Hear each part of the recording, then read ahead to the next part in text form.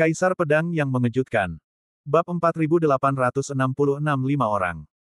Baru saja Chen Yu menulis di kertas, kota Qinglian, Li Tianen, di mana daftar yang tertinggal sekarang. Setelah menerima permohonan, Dark Shadow kembali ke rumah utama, menghubungi dunia gelap, dan segera mengetahui berita yang relevan. Dan harga yang diberikan oleh dunia gelap adalah 10.000 emas ungu. Bagi Lin Bai, Li Guxian dan yang lainnya, 10.000 emas ungu adalah harga yang sangat tinggi.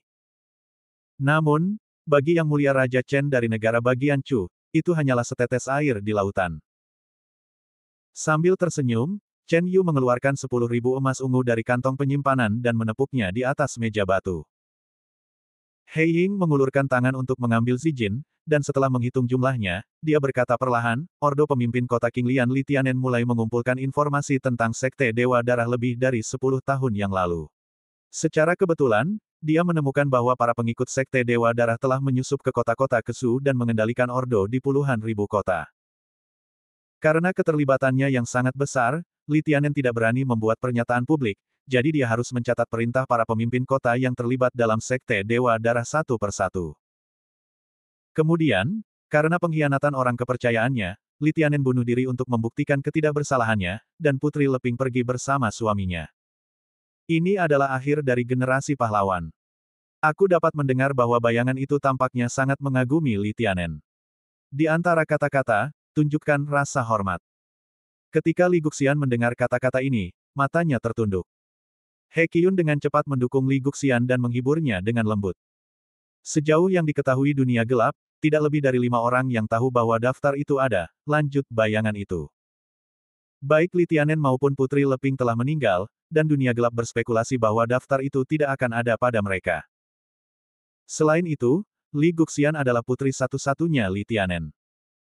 Sejak kematian Li Tianen dan Putri Leping, Li Guxian, di bawah perlindungan para pelayan keluarganya, melarikan diri dari Kesu dengan bersembunyi. Beberapa waktu lalu, dunia gelap menerima berita bahwa kamar dagang Sanhe di kota Wuwang, Kesu, diam-diam telah mengirim Uze untuk mencari keberadaan Li Guxian di luar Kesu. Sekarang, Li Guxian diam-diam telah kembali ke Kesu bersama karavan kamar dagang Sanhe. Kemarin, kapal dagang kamar dagang Sanhe disergap 300 mil jauhnya dari kota Jinhai. Li Guxian dan He Qiyun dibawa pergi oleh Yang Mulia Raja Chen dari negara bagian Chu dan seorang pria kuat misterius. Siang ini, keempatnya tiba di kota Gongling melalui susunan teleportasi. Berbicara tentang ini, Lin Bai, He Qiyun, dan Li Guxian semuanya bergidik. Aku tidak menyangka bahwa dunia gelap mengetahui keberadaan mereka seperti punggung tangannya. Di mana mereka disergap, bagaimana mereka melarikan diri, dan bagaimana mereka datang ke kota Gongling, dunia gelap menjadi jelas. Mata Lin Bai menyusut dan seluruh tubuhnya menyeramkan. Ini adalah pertama kalinya dia melihat kekuatan dunia gelap, begitu mengerikan. Betapa berlebihannya ini. Di tanah Chu yang luas, keempat Lin Bai seperti batu ke laut, menghilang di lautan manusia yang luas, dan sulit untuk menemukan jejak apapun. Tetapi dunia gelap mengetahui semua tentang mereka. Ini membuat Lin Bai merasa, tampaknya dia berada di negara bagian Chu dan tidak memiliki rahasia sama sekali. Tampaknya semuanya berada di bawah pengawasan rahasia dunia gelap. Dalam kegelapan, ada sepasang mata, telah melihat bagian belakang kepalanya. Tidak enak rasanya di mata-matai. Shadow melanjutkan, daftar itu kemungkinan besar adalah putri tunggal Li Tianen, Li Guxian. Selain itu, ada 2 orang yang mengetahui daftar itu. Baru saja, bayangan hitam itu berkata bahwa Li Tianen diam-diam mengumpulkan informasi tentang perintah pemimpin kota yang berhubungan dengan Sekte Dewa Darah. Masalah ini sangat rahasia, tidak lebih dari 5 orang yang mengetahuinya. Di antara mereka adalah Li Tianen, Putri Leping, dan Li Guxian. 2. Bayangan hitam lainnya berkata, orang keempat, mengkhianati orang kepercayaan Li Tianen, Zhang Yunting. Orang ini adalah anggota Sekte Darah. Ratusan tahun yang lalu, dia diam-diam ditempatkan oleh Sekte Darah sebagai agen rahasia di samping Li Tianen. Setelah ratusan tahun bekerja keras, Zhang Yunting akhirnya menemukan kesempatan untuk membalas Sekte Dewa Darah, mengungkap rahasia Li Tianen yang mengumpulkan informasi tentang perintah pemimpin kota yang berhubungan dengan Sekte Dewa Darah, yang membuat rencana Li Tianen gagal. Setelah dia mengungkap Li Tianen, dia kembali ke Sekte Dewa Darah. Sekarang dia dikirim ke kepala cabang kota Rongen di Kezu oleh Sekte Dewa Darah untuk menjadi kepala cabang. Mendengar nama Zhang Yunting, Lin Bai jelas merasa bahwa Li Guxian memiliki naluri membunuh. Anda tahu, Li Guxian ingin bersikap lembut dan membaca puisi. Dia membaca buku-buku orang bijak dan mempraktikkan jalan orang bijak. Orang yang dapat membuatnya memiliki niat membunuh yang begitu kuat pastilah orang yang sangat dia benci. Zhang Yunting, dalam arti tertentu, adalah musuh Li Guxian yang membunuh ayah dan ibunya. Orang kelima, He Qiyun, putri tunggal Presiden Kamar Dagang Sanhe. He Qiyun dan Li Guxian adalah teman dekat di kamar kerja. Mereka sudah saling kenal sejak kecil, dan mereka tidak punya apa-apa untuk dikatakan. Sejauh pengetahuan dunia gelap, sejak 5 tahun lalu, selama festival pertengahan musim gugur, He Qiyun pergi ke kota Qinglian untuk berkunjung. Setelah minum bersama Li Guxian secara tidak sengaja membocorkan daftar itu. Dia yang kelima. Bayangan gelap berkata di sini, perlahan berkata, di atas adalah semua yang diketahui dunia gelap tentang daftar itu, dan merupakan orang yang paling mungkin mengambil daftar itu. Setelah mendengar ini, Lin Bai jatuh ke dalam meditasi yang mendalam. Ada 5 orang yang mengetahui daftar itu.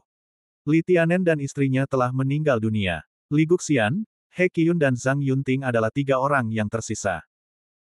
Chen Yu bertanya pada saat itu, konon daftarnya sudah bocor, dan perintah para penguasa kota di kota-kota besar di Kezu diam-diam telah mengirim orang untuk merampok mereka. Mungkinkah seorang penguasa kota tertentu telah memperoleh perintah itu? Bayangan gelap berkata, menurut dunia gelap, perintah para penguasa kota di kota-kota besar, meskipun mereka mengirim banyak orang kuat untuk memperjuangkannya, mereka tidak memperoleh daftarnya. Lin Bai tidak dapat menahan diri untuk bertanya pada saat itu, bisakah kami mempercayaimu? Bayangan gelap berkata dengan tenang, dunia gelap berurusan dengan urusan. Ia memperhatikan, mengambil uang orang dan menghilangkan bencana bagi orang lain. Karena Anda membayarnya, dunia gelap akan didasarkan pada kejujuran. Jika Anda dapat melakukan apa yang Anda inginkan, dunia gelap tidak akan memiliki privasi. Ini adalah hukum besi dunia gelap. Lin Bai tersenyum, mengatakan bahwa, ini adalah hukum besi dunia gelap, daripada, ini adalah tujuan pelayanan dunia gelap.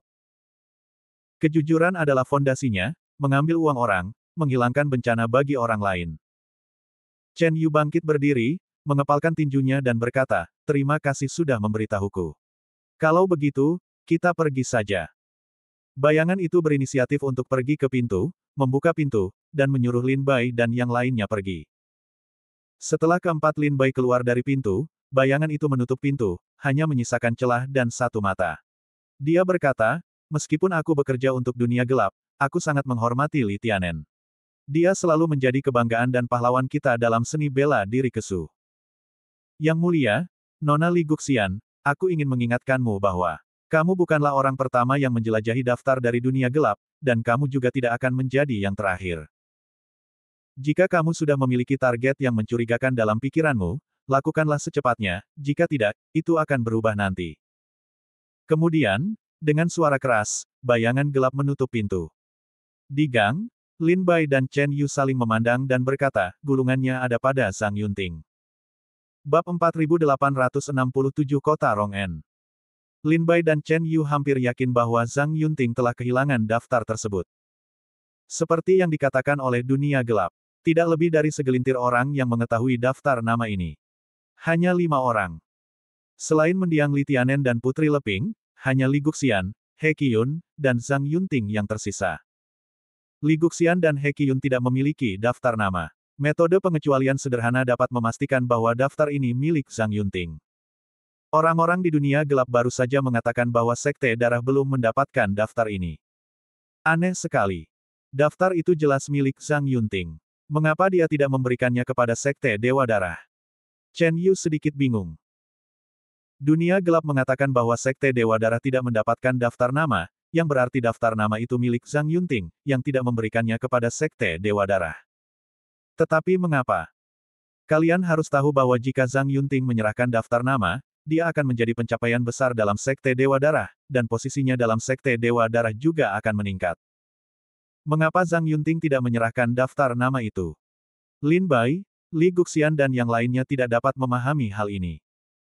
Untung saja daftar itu tidak jatuh ke tangan Sekte Dewa Darah. Lin Bai menarik napas dalam-dalam dan berkata, pergi ke kota Rongen dulu. Pokoknya, cari Zhang Yunting dulu dan bawa kembali daftar itu. Mengenai mengapa dia tidak memberikan daftar itu kepada Sekte Dewa Darah, itu tidak ada hubungannya dengan kita.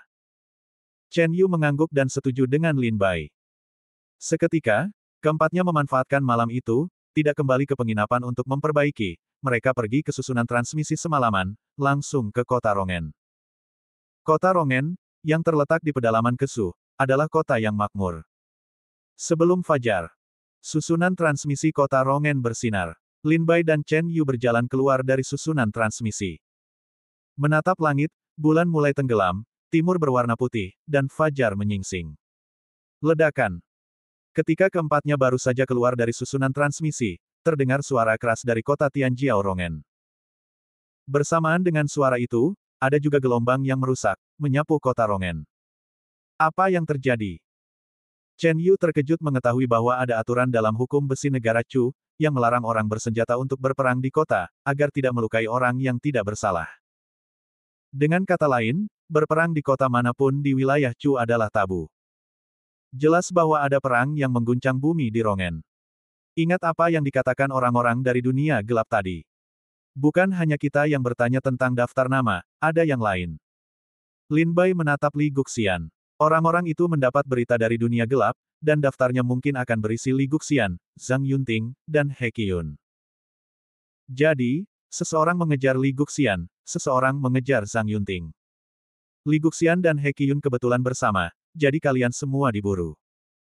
Li Guxian dan He Qiyun saling memandang, diam-diam mengepalkan tangan mereka, tampak sedikit pucat, mata sedikit takut. Setelah mendapat berita dari dunia gelap, Li Guxian dan He Qiyun segera memahami situasi mereka dan menjadi sasaran kritik publik. Li Guxian merasa bersalah kepada He Qiyun dan berkata, anak awan, aku melibatkanmu. He Qiyun tersenyum, jangan berkata kata-kata konyol, kedua saudara perempuan kita sudah berkata, hidup dan mati bergantung satu sama lain, aku bersedia terlibat denganmu.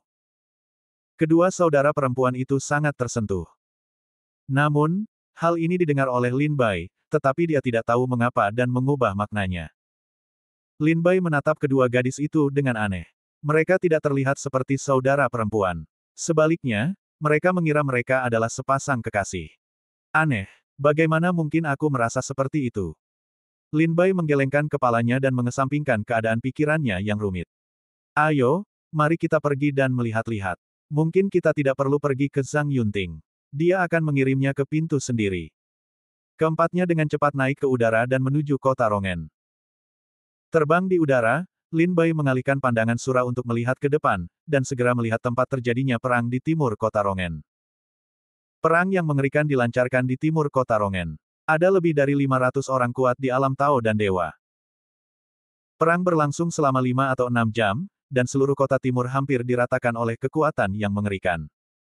Di kota timur, ada banyak sekali prajurit yang telah menderita bencana yang sembrono. Ketika Lin Bai dan Chen Yu datang ke kota timur, mereka hanya melihat lautan api dan kekacauan. Di paviliun istana, api menyala, memantulkan tanah hangus. Asap hitam mengepul, dan tercium bau terbakar yang menyengat di udara. Lin Bai memusatkan pandangannya ke depan, dan melihat bahwa di lautan api, ada ratusan sosok yang berkelebat. Setiap gerakan mereka menggerakkan kekuatan langit dan bumi. Di atas awan, guntur bercampur. Di bumi, api menyebar. Raungan yang dahsyat, menggulung ombak, menyapu ribuan mil. Itu Zhang Yunting. Li Guxian memusatkan pandangannya pada sosok di langit malam, menggertakkan giginya dan marah. Lin Bai memusatkan pandangannya ke langit. Di langit malam, seorang pria parubaya berdiri menyendiri di atas langit. Awalnya kemeja putih bersih dan rapi, sekarang telah dirobohkan oleh guntur dan api.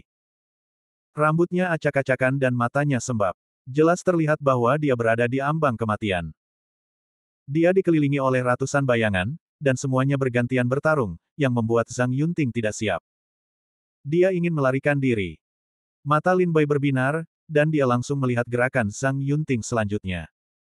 Pengawal Zhang Yunting keluar dengan pedang untuk menghalangi beberapa pembunuh. Pada saat yang sama, Zhang Yunting mengeluarkan harta karun terbang yang tidak diketahui, mengubahnya menjadi cahaya, dan langsung menuju kota Rongen. Kecepatan yang luar biasa. Saya khawatir kecepatannya tidak kurang dari type yang kuat. Seru Chen Yu. Zhang Yunting mengeluarkan harta karun itu, pasti bukan barang biasa, biarkan dia sesaat seperti meteor menghilang di langit. Kamu tunggu aku di sini. Aku akan mengejarmu. Lin Bai menginjak pedang terbang dan langsung menuju ke arah Zhang Yunting pergi.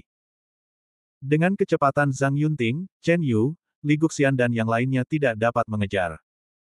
Hanya Lin Bai, yang berlatih seni pedang kekaisaran, yang memiliki kekuatan untuk mengejar. Ketika Lin Bai bergegas keluar dari kota Rongen dengan pedang terbangnya, pada saat yang sama, beberapa tokoh mengikuti Lin Bai dan mengejar Zhang Yunting. Kecepatan hari ini tidak buruk, tetapi kultivasinya adalah ranah Tao dan Dewa. Itu harus menggunakan beberapa metode rahasia atau harta karun terbang. Zhang Yunting melarikan diri, dan Lin Bai mengejarnya.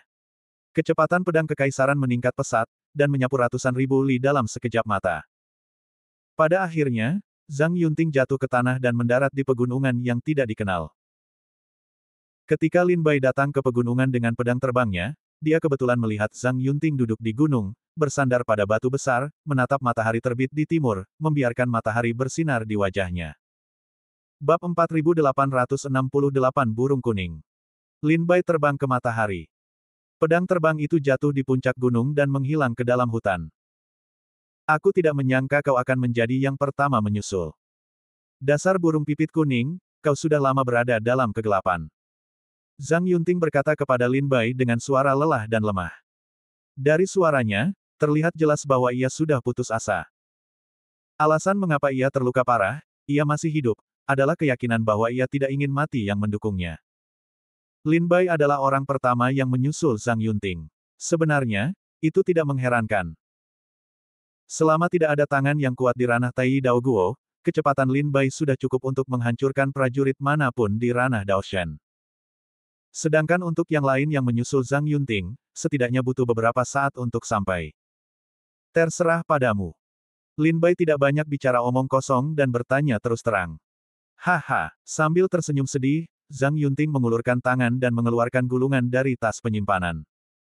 Sama seperti membuang sampah, dia melemparkannya langsung ke Lin Bai. Lin Bai tidak menangkapnya dengan tangannya, sebaliknya, dia menggunakan kekuatan roh untuk memperbaiki gulungan itu di udara. Kemudian perlahan-lahan membukanya, memastikan tidak ada organ dan racun di dalamnya, lalu memegang daftar itu. Lin Bai melihat ke bawah, dan gulungan itu penuh dengan puluhan ribu nama dan kota, serta kejahatan di samping setiap nama. Dengan sapuan kasar, hati Lin Bai menjadi dingin. Jika daftar ini diserahkan ke pengadilan Chu, lebih dari separuh pejabat di Kezu akan terbunuh. Lin Bai tidak menyangka bahwa Zhang Yunting akan menyerahkan daftar itu begitu saja. Setelah menyerahkan daftar itu, Zhang Yunting menatap Cao Yang dan berkata, saya minta maaf kepada dermawan saya. Dermawanlah yang menyelamatkan hidup saya. Tetapi pada akhirnya, saya tidak tahan godaan kultus Dewa Darah karena kepentingan saya sendiri. Saya jatuh ke dalamnya lagi dan lagi. Akhirnya, ketika saya ingin kembali, saya tidak punya cara untuk pergi. Baguslah kalau berakhir seperti ini, jadi aku tidak perlu menderita. Zhang Yunting menatap matahari terbit, sinar matahari merah menyinari wajahnya, memantulkan senyum bahagia. Aku tidak tahu di mana kau berada, atau dari kekuatan mana kau berasal. Petik 2. Aku sudah memberimu daftarnya. Bukan urusanku apakah kau ingin memberikannya kepada tuanmu, ke Istana Chu, atau ke Sekte Dewa Darah. Ini adalah orang yang kesepian datang ke dunia ini, sekarang orang yang kesepian harus pergi, juga sangat baik. Zhang Yunting mengucapkan kata terakhir. Dia bersandar di batu besar dan menenangkan jiwanya untuk menyembuhkan lukanya. Tak lama kemudian, luka seriusnya merenggut nyawanya. Dengan kultivasi tertinggi Zhang Yunting di ranah Tao dan Dewa, bahkan jika dia sekarang terluka parah, selama dia menggunakan kekuatan spiritualnya untuk melindungi pikirannya, beberapa dari mereka dapat hidup selama beberapa bulan. Namun dia menyerah. Mungkin dia pikir lebih baik pergi seperti ini. Melalui kata-kata Zhang Yunting sebelum dia lahir, Lin Bai secara awal menilai masa lalu Zhang Yunting. Apa yang dia katakan tentang Kasim, seharusnya adalah Li Tianen. Li Tianen baik padanya, tetapi dia tidak tahan godaan dari Sekte Dewa Darah. Di bawah bujukan kuat Sekte Dewa Darah, dia jatuh semakin dalam. Akhirnya, ketika dia ingin kembali, dia menemukan bahwa tidak ada jalan untuk pergi. Pada akhirnya, dia harus mendengarkan pengaturan Dewa Darah dan mengawasi setiap gerakan Li Tianen. Kemudian, dia memberitahu Sekte Darah tentang penyelidikan Li Tianen terhadap perintah para pemimpin kota besar di Kesu, sehingga dia membuat Li Tianen bunuh diri untuk membuktikan ketidakbersalahannya. Ketika melihat Li Tianen telah meninggal, Zhang Yunting menyesal karena sudah terlambat. Akhirnya, ia berusaha sekuat tenaga untuk merebut daftar nama itu. Namun, ia tahu bahwa daftar nama itu akan ditemukan dalam dirinya cepat atau lambat. Demi mencari tempat yang aman, Zhang Yunting berpura-pura kembali ke Sekte Dewa Darah. Karena prestasi besar Zhang Yunting, Sekte Dewa Darah sangat senang dan mengirim Zhang Yunting ke kota Rongen untuk bertugas sebagai pemimpin cabang Sekte Dewa Darah. Namun, itu tidak berlangsung lama. Setelah ia tiba di kota Rongen, beberapa hari kemudian, para pembunuh mendatanginya. Zhang Yunting tidak tahu dari mana para pembunuh ini dikirim. Setelah para pembunuh ini muncul, mereka akan saling bertarung tanpa sepatah kata pun. Pertempuran demi pertempuran, luka serius, dan lolos dari kematian membuat Zhang Yunting lelah secara fisik dan mental. Perang tadi malam adalah serangan pembunuh ke-17 yang dialami Zhang Yunting dalam beberapa bulan terakhir. Dalam siksaan karena mengkhianati Li Tianen dan dikejar oleh seorang pembunuh, Zhang Yunting akhirnya memilih untuk meninggalkan dunia. Lin Bai menghampiri Zhang Yunting dan mengulurkan tangannya untuk mencari tahu nafas kehidupannya. Ketika Zhang Yunting dipastikan telah meninggal, Lin Bai bangkit dan bersiap untuk pergi. Namun, Lin Bai baru saja mengeluarkan pedang terbangnya dan hendak pergi. Sentuhan cahaya pedang menerobos awan dan menebas Lin Bai. Lin Bai melesat tepat waktu dan meminta Jiang Wang untuk membelah gunung Zhang Yunting menjadi dua bagian. Sayatannya halus dan tajam. Sua, pada saat cahaya pedang itu datang, seorang lelaki tua berjubah hitam datang ke langit dengan pedang berkilau di tangannya. Wajahnya yang keriput, sepasang mata berlumpur, mengamati semua yang ada di sini. Ketika dia melihat tubuh Zhang Yunting, matanya tenggelam dan dia tidak bisa menahan diri untuk menatap Lin Bai. Aku hanya ingin daftar nama. Jangan pikirkan itu. Zhang Yunting sudah mati. Daftar nama itu harus jatuh ke tangan satu-satunya pendekar di sini, yaitu Lin Bai. Lin Bai memasukkan daftar nama itu ke dalam tas penyimpanan dan berkata dengan suara dingin, "Tidak. Apa-apa." Lelaki tua berjubah hitam itu, tidak marah tetapi malah tersenyum, bergegas ke arah Lin Bai sambil membawa pedang tajam. Saat dia bergerak, pedang itu meraung di sekelilingnya, seperti pusaran air besar, melahap langit dan bumi, bergegas ke arah Lin Bai. Tempat yang dilewati pusaran ki pedang itu penuh dengan bekas luka di langit. Kematian. Kultivasi lelaki tua berjubah hitam itu luar biasa. Pedang ini keluar dengan maksud untuk membunuh Lin Bai. Pedang yang tak berujung itu berkumpul menjadi satu titik dan menusuk Lin Bai. Kekuatan pedang ini cukup untuk menembus pegunungan dan dunia bawah. Lin Bai mendengus dingin. Tubuhnya tidak mundur tetapi maju. Dia mengepalkan tinjunya dengan 5 jari. Aliran ki dan darah di tubuhnya menyembur keluar seperti seekor naga yang terbangun. Dengan satu pukulan, kekuatan mengerikan itu mengguncang 9 hari dan 10 tempat, menghancurkan pedang lelaki tua itu. Kemudian, pukulan itu tanpa ampun menghantam lelaki tua itu dan menghancurkannya berkeping-keping. Bang! Lelaki tua berjubah hitam itu hancur berkeping-keping, berubah menjadi kabut darah, dan tersebar di seluruh tebing. Lin Bai mengangkat tangannya dan menyimpan tas penyimpanan Zhang Yunting dan lelaki tua berjubah hitam itu. Dengan pedang terbangnya, dia hendak pergi. Pada saat ini, perubahan itu kembali. Jaring emas besar jatuh dari langit dan menutupi kepala Lin Bai. Meskipun Lin Bai mengeluarkan pedang iblis tepat waktu dan memotong jaring besar itu menjadi berkeping-keping, kekuatan jaring besar itu dapat melukai Lin Bai, tetapi itu juga membuat Lin Bai kehilangan waktu untuk pergi. Tinggalkan daftar itu. Dengungan dingin datang dari 4 minggu, dan beberapa sosok tiba satu demi satu. Mereka membunuh Lin Bai terlepas dari apa yang mereka katakan. Sungguh menakutkan melihat serigala lapar menerkamnya. Bab 4869, daftar sudah di tangan. Begitu cepat. Dalam sekejap, ratusan praktisi seni bela diri di alam dewa telah menyusul. Ketika mereka melihat Zhang Yunting meninggal, mereka tidak perlu berpikir banyak untuk menebak bahwa Lin Bai mendapatkan daftar itu. Dan selanjutnya, untuk menghadapi pengejaran orang-orang, itulah Lin Bai. Para pembunuh ini dipekerjakan oleh pasukan yang berbeda. Ada pembunuh yang dilatih oleh ordo para pemimpin kota di Kesu, dan ada pembunuh yang dipekerjakan di dunia gelap. Meskipun mereka berasal dari pasukan yang berbeda, mereka memiliki tujuan yang sama, yaitu untuk mengambil daftar itu. Tidak diragukan lagi bahwa daftar ini telah menjadi harta paling berharga di Kesu. Siapapun yang bisa mendapatkan daftar itu akan mendapatkan keberuntungan dan kesempatan yang luar biasa. Itu miliknya. Bunuh. Aku tidak tahu siapa yang berteriak, suara itu menyebar kemana-mana, semua pembunuh di sekitar Lin Bai menanggapi. Sebagian besar pencapaian mereka berada di sekitar ranah Tao dan Dewa. Kultivasi beberapa orang telah mencapai puncak ranah Tao dan Dewa, kultivasi beberapa orang berada di tingkat 5 dan 6, dan yang terburuk baru saja memasuki ranah Tao dan Dewa. Jika kamu ingin mati, datanglah. Lin Bai menghunus pedang iblis, wajahnya dingin, dan makna pedang itu vertikal dan horizontal. Niat pedang membunuh 9 hari dan 10 tempat menyebar. Niat pedang itu tergantung di leher semua orang, yang membuat orang menggigil. Tiba-tiba, di sisi kanan Lin Bai, sebuah bayangan muncul dari kegelapan, 5 jari terkepal, dan meraung ke Lin Bai. Dengan pukulan ini, ruang di sekitarnya segera terdistorsi, dan kekuatan ranah tertinggi Taoisme dilepaskan. Sua. Lin Bai melirik, tetapi tanpa bergerak, pedang terbang menembus udara dan memotongnya. Pedang tajam melintasi langit, meninggalkan jejak pedang perak. Pedang ini biasa saja, tidak ada warna yang menyilaukan, tidak ada kekuatan mengguncang bumi dan gunung. Namun, itu adalah pedang yang begitu sederhana yang membuat prajurit di puncak alam Tao merasa seolah-olah dia adalah musuh besar, dan seluruh tubuhnya menyeramkan. Dia dengan cepat menarik kembali kekuatannya, mengubah serangan menjadi pertahanan, dan dengan cepat mundur. Meskipun dia telah merespons tepat waktu, dia masih dikejar oleh pedang terbang. Dengan pedang ini, kepalanya terbang ke atas dan tubuhnya berbeda. Dalam sekejap, seorang prajurit di puncak alam Tao dan Dewa tewas di bawah pedang Lin Bai. Adegan ini mengejutkan semua pembunuh di sekitar.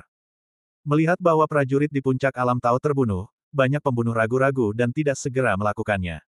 Sebaliknya, mereka menjaga jarak dari Lin Bai dan menonton dari kejauhan. Namun masih ada beberapa pembunuh yang menyerbu Lin Bai. Kematian. Lin Bai mengambil inisiatif untuk menyerang. Dengan lambaian pedang iblis, pedang indah itu memotong kegelapan dan membelah pembunuh di depannya menjadi 2. Darah tumpah di langit, tubuhnya jatuh ke lumpur daging. 3 pedang terbang keluar dari tubuh Lin Bai pada saat yang sama dan menebas kerumunan. Ah! Teriakan melengking datang, dan para pembunuh di sekitar mati di tangan Lin Bai.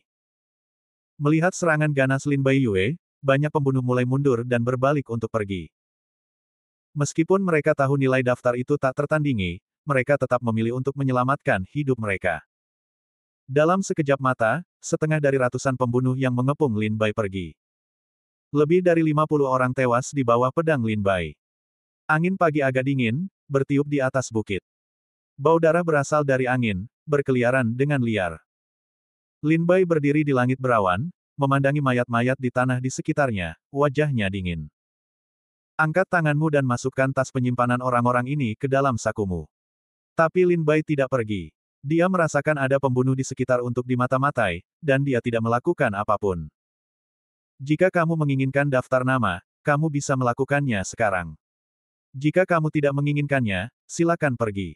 Aku tidak ingin ada yang mengikutiku. Lin Bai, memegang pedang iblis, berdiri di udara. Pedang itu seperti pedang abadi. Aku tidak menyangka ada tukang pedang yang hebat di Kesu. Kamu dari sisi kekuatan itu, boleh dibilang begitu. Pada saat ini, tawa suram dan mengerikan bergema di alam liar, ruang di depan Lin Bai mulai berputar, dan seorang lelaki tua pendek tiba-tiba muncul di depannya. Lelaki tua kecil itu juga memiliki kultivasi tertinggi di alam Tao, tetapi dia memberi Lin Bai perasaan bahwa dia memiliki lebih banyak tekanan daripada orang lain yang memiliki kultivasi tertinggi di alam Tao. Jelas bahwa lelaki ini benar-benar berada dalam kondisi puncak Dewa Tao. Dia telah tenggelam di dalamnya selama lebih dari beberapa bulan. Kultivasinya telah mencapai puncak dan kekuatannya sangat mengerikan. Dari mana aku berasal? Baiklah, sebaiknya kau beritahu aku dulu, kekuatan mana yang kau setiai. Petik 2. Lin Bai tidak menjawab pertanyaan retoris itu, dan wajahnya dingin.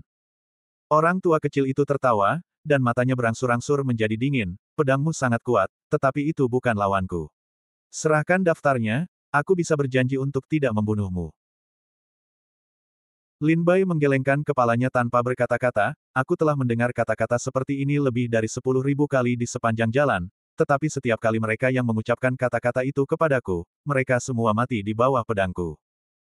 Apakah menurutmu kau akan menjadi pengecualian? Lelaki tua kecil itu berkata dengan suara dingin, kalau begitu, tidak ada gunanya mengatakan lebih banyak. Mari kita terima bab yang sebenarnya. Kata-kata itu jatuh, tubuh lelaki tua kecil yang lemah itu mengeluarkan ledakan kekuatan yang mengguncang bumi, seperti naga yang telah tidur selama bertahun-tahun terbangun. Momentum yang luar biasa itu menggulung dunia dan menyelimuti Lin Bai. Lelaki tua kecil itu mengeluarkan dengungan dingin dan menghentakkan kakinya di kehampaan.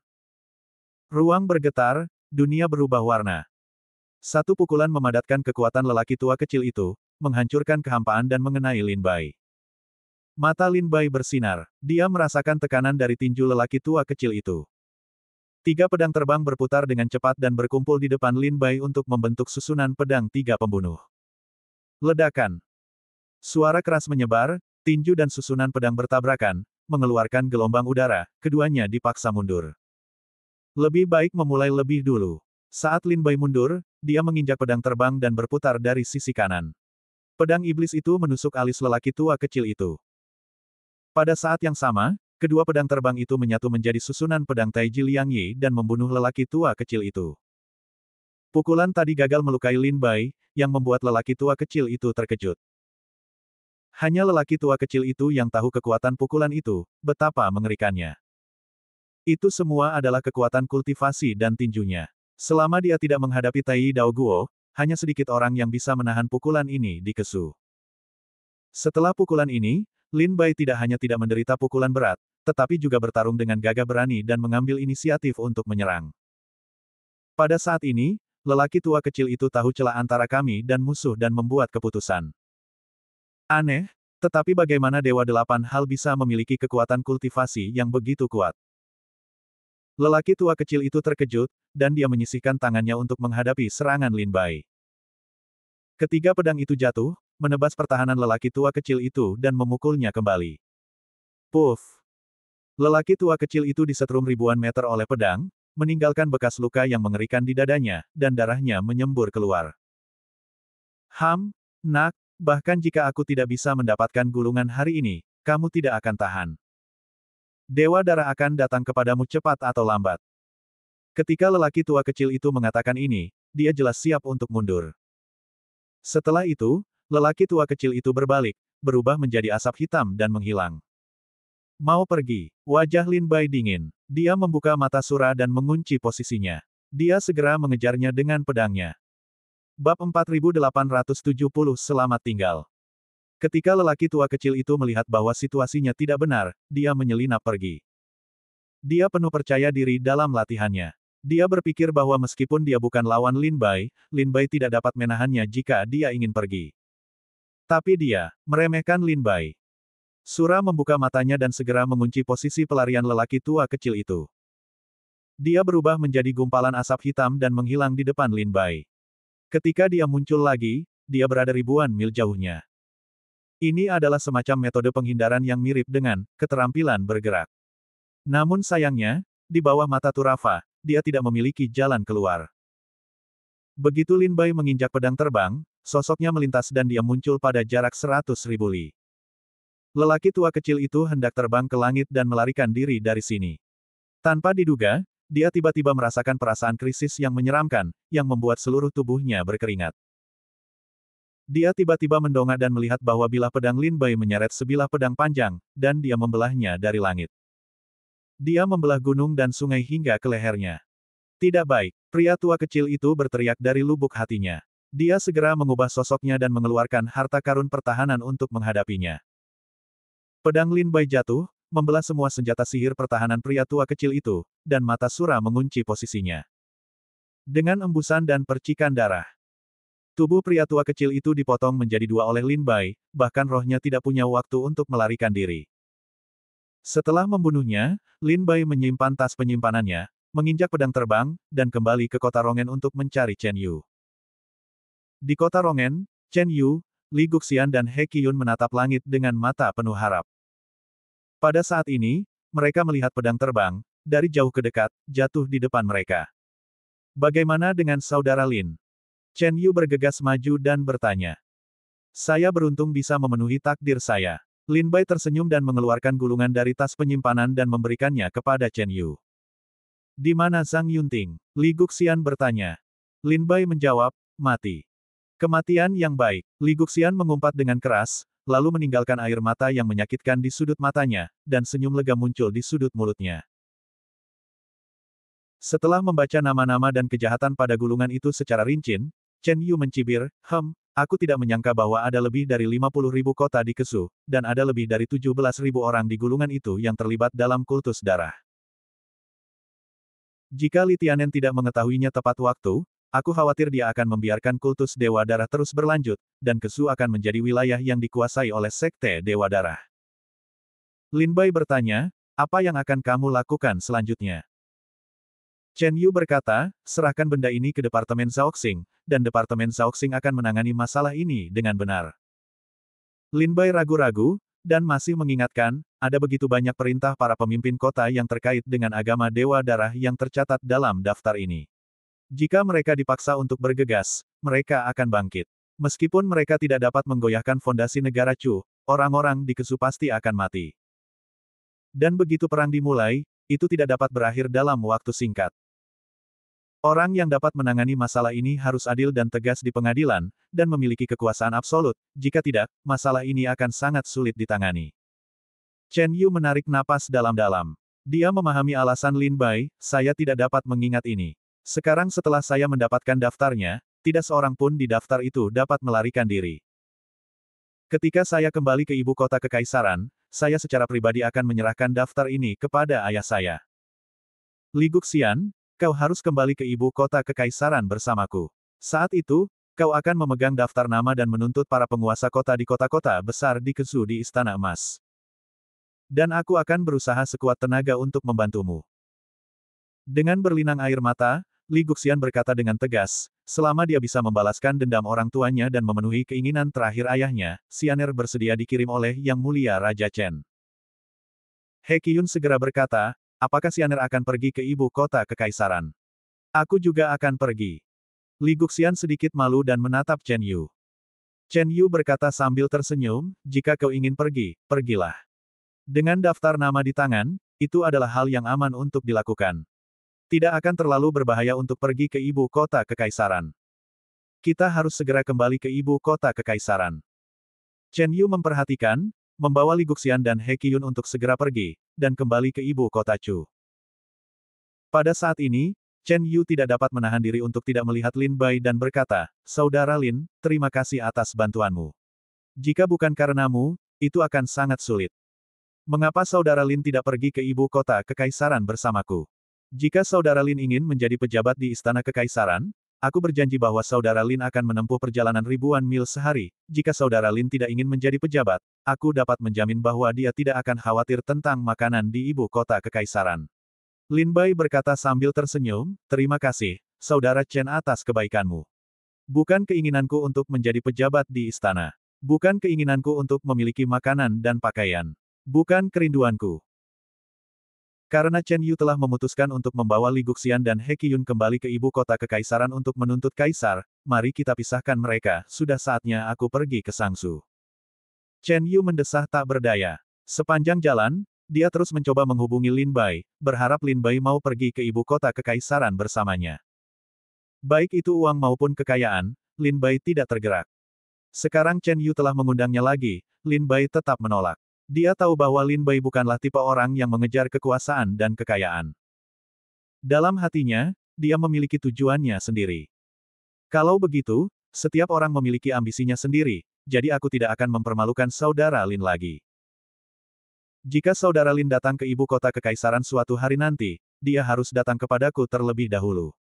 Kamu dan aku akan minum dan membicarakan romansa. Lin Bai mengangguk sambil tersenyum dan setuju. Segera, Chen Yu membawa Li Guxian dan He Qiyun ke susunan transmisi, meninggalkan kota Rongen dan kembali ke ibu kota kekaisaran. Tempat ini sudah menjadi wilayah 18 negara bagian Chu, yang dianggap sebagai wilayah kerajaan. Chen Yu di sini seharusnya sangat aman, dan tidak perlu dilindungi oleh Lin Bai.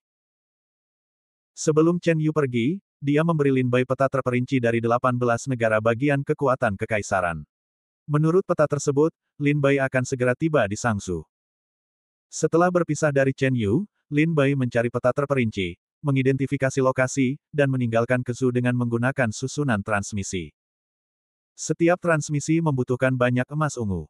Untungnya, Lin Bai telah memanen banyak kantong penyimpanan dan beberapa emas ungu di sepanjang jalan. Biaya transmisi sama sekali tidak menjadi masalah. Setelah kematian Zhang Yunting, urusan kota Rongen segera menyebar ke markas besar Sekte Dewa Darah. Aku tidak menyangka bahwa daftar itu ada di tangan Zhang Yunting, tepat di bawah mata kita. Zhang Yunting, kamu bersembunyi begitu dalam.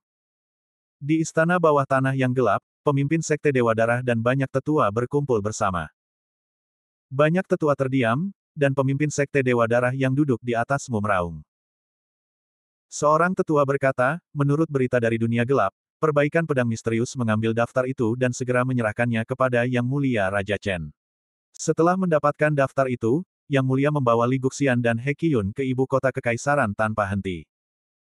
Hitung waktunya, dan sekarang mereka keluar dari Texas.